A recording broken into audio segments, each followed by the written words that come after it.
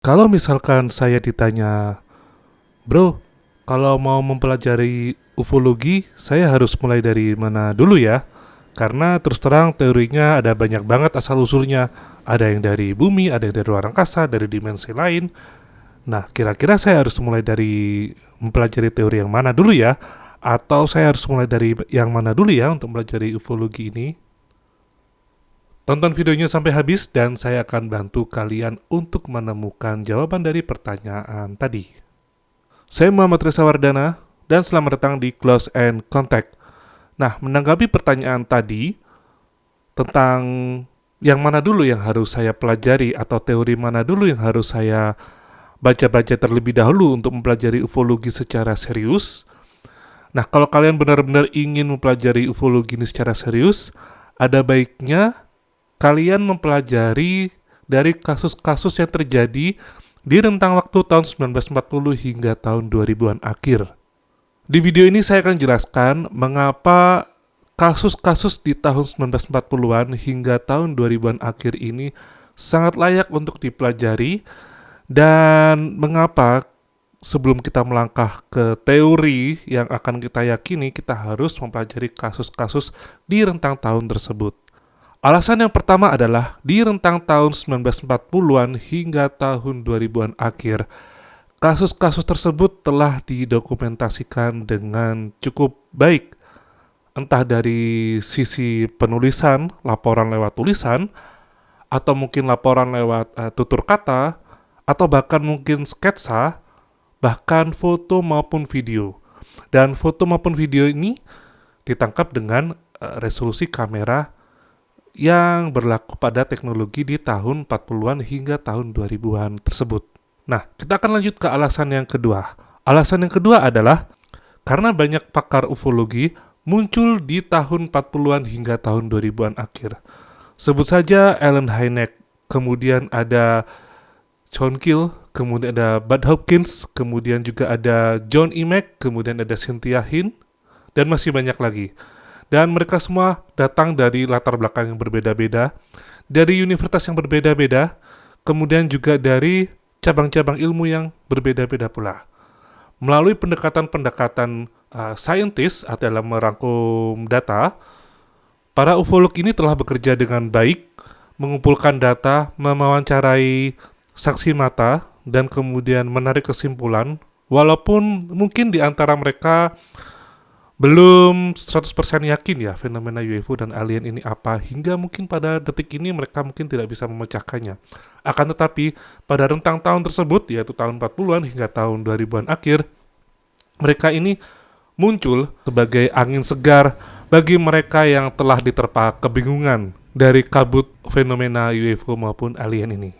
Kemudian alasan nomor 3 mengapa kita sebaiknya mempelajari kasus di tahun 40-an hingga 2000-an, yaitu karena pada rentang tahun tersebut, fenomena UFO dan alien ini dilaporkan dari beragam sisi lapisan masyarakat. Seperti petani, misalkan pada kasus penculikan Antonio Villa-Boas.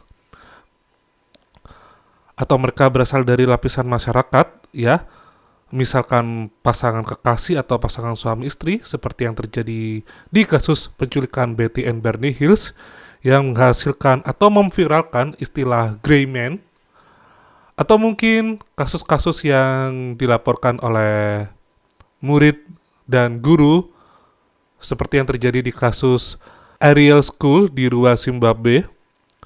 Kemudian juga ada kasus-kasus yang melibatkan mahasiswa, profesor, bahkan ibu rumah tangga, seperti yang terjadi di kasus yang disebut dengan Lubbock Lights yang terjadi tahun 1950-an, di mana orang-orang ini melihat atau mengaku melihat sebuah benda terbang berbentuk V, ya, berbentuk V-shape, kemudian terbang melintas di langit, dan bahkan ada sempat dokumentasi fotonya. Dan kasus-kasus tersebut yang saya sebutkan, contoh-contohnya tadi itu, akan saya tuliskan di kolom deskripsi sehingga teman-teman bisa mempelajarinya dengan santai dan lebih mendalam lagi. Jadi sangat berbeda ya dengan era sekarang yang mana laporan yang dianggap dalam tanda kutip valid adalah yang dilaporkan oleh pihak-pihak militer seperti yang dilaporkan atau dituliskan oleh Louis Elizondo, kemudian disampaikan di bawah sumpah oleh David Grush yang merupakan ex-militer, dan kemudian juga ada orang-orang ternama lainnya yang berjas, memiliki uang banyak, kemudian mereka melaporkan fenomena UFO dan alien, dan lebih seolah-olah diyakini atau divalidkan laporan mereka. Ya bukan berarti saya nggak percaya mereka ya, hanya saja di rentang tahun 40-an hingga 2000-an, orang-orang yang bersaksi melihat UFO dan alien ini berasal dari lapisan masyarakat yang berbeda-beda. Dan mereka ditanggapi serius, walaupun mungkin ada kasus-kasus yang hoax, tetapi di era tersebut ya, laporan dari masyarakat apapun pasti akan ditanggapi dengan serius, selagi kasus tersebut memang disampaikan dengan sejujur-jujurnya.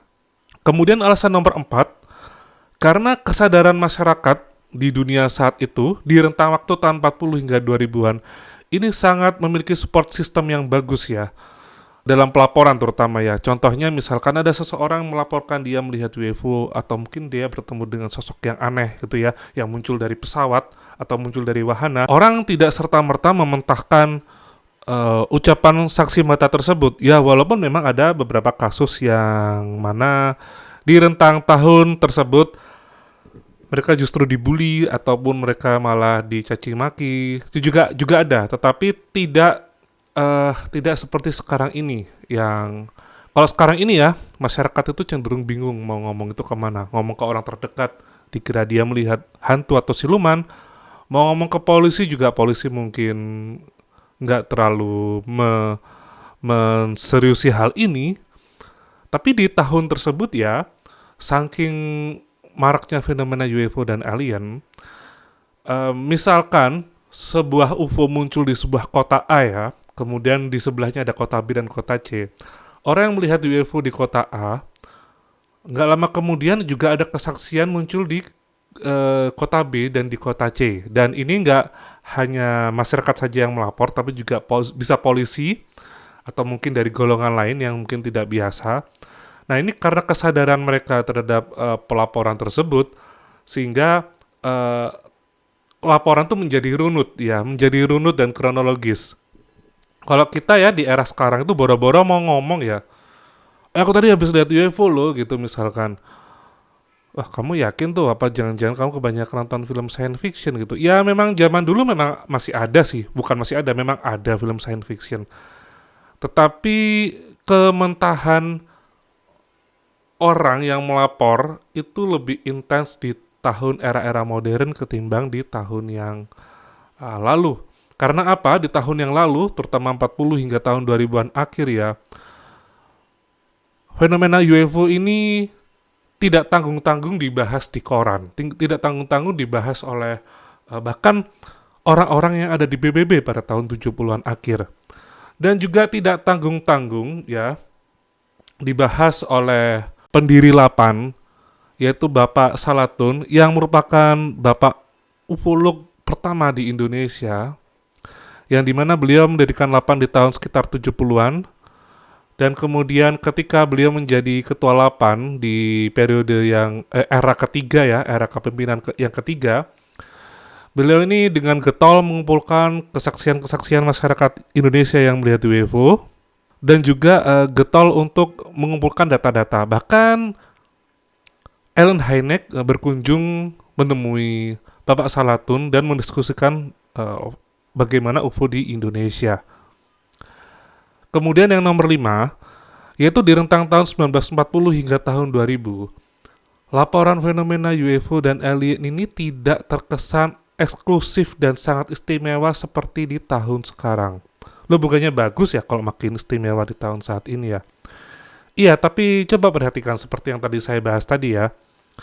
Sekarang ini yang dianggap benar laporannya atau dianggap valid dan sangat menarik, cukup seksi kalau bahasanya seperti itu, ada laporan-laporan yang dilaporkan oleh misalkan ex-militer seperti Louis Elizondo yang barusan menerbitkan sebuah buku ya.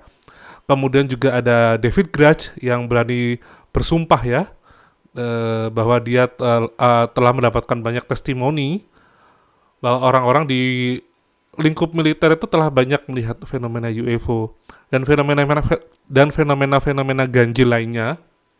Nah, ini mengesankan bahwa orang-orang biasa seperti kita, Anda, saya, maupun bahkan mungkin orang penjual soto yang melihat UFO itu tidak terlalu didengar ketimbang apa yang mereka sampaikan ya orang-orang militer ini. Jadi kesannya sangat eksklusif ya. Bahkan di rentang tahun 1940-an hingga tahun 2000-an, UFO ini yang seperti tadi saya bahas tadi ya, tidak tanggung-tanggung dibahas di koran. Tidak tanggung-tanggung juga ada beberapa majalah yang khusus membahas fenomena UFO dan alien ini, seperti FSR yaitu Flying Saucer Review maupun Statnek ya, dan juga majalah-majalah lainnya ya. Ada majalah yang berupa komik berdasarkan kasus pelaporan UFO seperti majalah Zinzin atau OVNI. Ini sangat berbeda dengan yang sekarang. Yang sekarang coba di mana kita bisa menemukan majalah yang membahas laporan UFO seperti hanya FSR ataupun Statnek. Jarang ditemui, mungkin ada tapi jarang ditemui. Kalau zaman dulu itu setiap kali ada UFO datang itu ya, itu dicatat di dalam koran, diberitakan di media massa. Sekarang jarang seperti itu. Maka itulah saya merasa di alasan yang kelima ini ya, tahun 40-an sampai tahun 2000-an akhir ini, UFO ini bisa sangat membumi gitu di tengah lapisan masyarakat, sehingga orang nggak terlalu segan-segan untuk melapor. Walaupun bullying itu ada ya, masih ada di era tersebut, tapi orang lebih tidak sungkan untuk melapor dibandingkan ya di era-era sekarang. Nah, begitulah dari saya. Kalau misalkan kalian ingin pelajari fenomena UFO dan alien, teori mana dulu yang harus kalian pegang, saran saya kalian pelajari kasus-kasus dari rentang waktu tahun 40-an hingga tahun 2000-an akhir. Syukur-syukur kalau kalian interest dengan kejadian-kejadian di tahun sebelum 40-an ya, entah itu era 1800, 1700, 1600, seperti itu ya. Mungkin teman-teman kalau sudah dapat bukti-bukti atau sumber referensi yang bagus di tahun itu, ya itu mungkin akan lebih bagus lagi. Tetapi menurut saya tetap paling utama di tahun 40-an hingga tahun 2000-an akhir, karena sana banyak sekali laporan. Dan ada 5 alasan utama yang telah tadi saya sebutkan mengapa UFO di tahun 40-an dan tahun 2000-an sangat-sangat layak untuk dipelajari sebelum kalian mendalami teori-teori tentang asal-usul UFO yang bertebaran di mana-mana. Saya Muhammad Reza Wardana dari Close and Contact.